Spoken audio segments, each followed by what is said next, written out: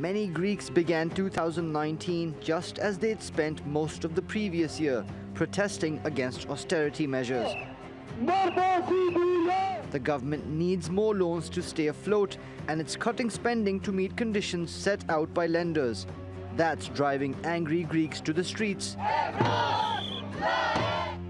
But it's also helped Athens secure another billion-dollar loan from EU member states. The decision taken by the Eurogroup gives a new and very strong signal to investors, to markets also, that this country is in the movement, in the process, in the way forward to reform and modernize its economy on the one hand, and that its European partners keep on supporting and being alongside Greece in this movement.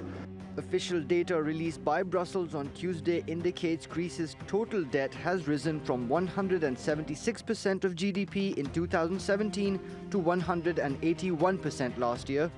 Italy's debt also grew by 1% over the same period. That's in contrast to the rest of the bloc, where collective liabilities have fallen from 87 to 85% of GDP. Athens says it's taking steps to fall in line with the Eurozone's debt reduction targets. On the other hand, Rome's showing no signs of ending its borrowing spree, setting it up for a showdown with Brussels.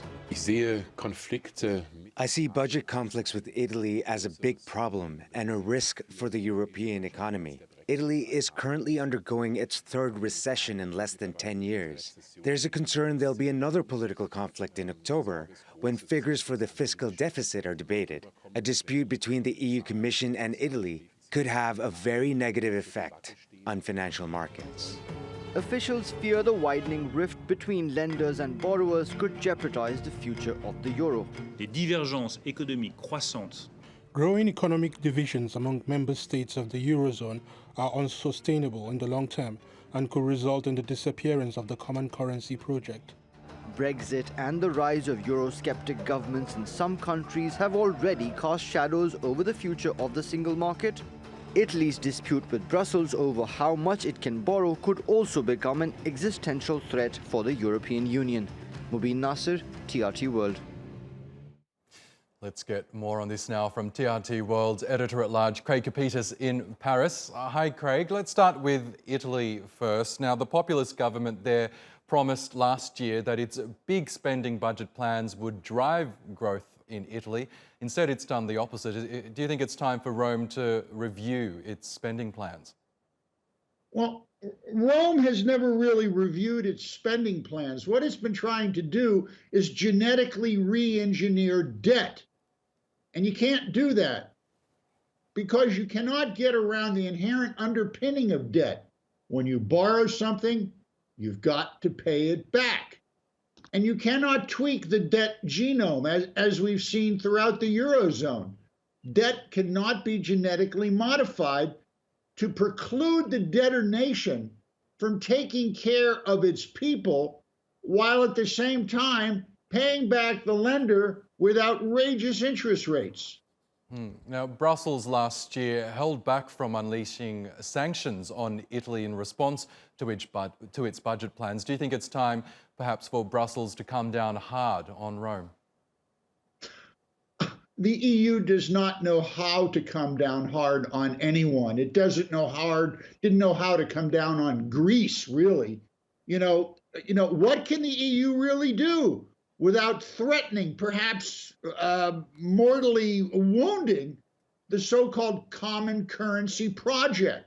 Look, the common currency project, any currency project, is only as strong as its central bank. And the ECB, don't mention it at polite dinner parties, Oscar, is not a strong central bank without the backbone of Germany. And as Paul Volcker, the former Fed chairman back during the Carter administration, warned, resist the siren call of loose money. And the European project couldn't resist. And now it's time to pay the piper, and they don't have the cash.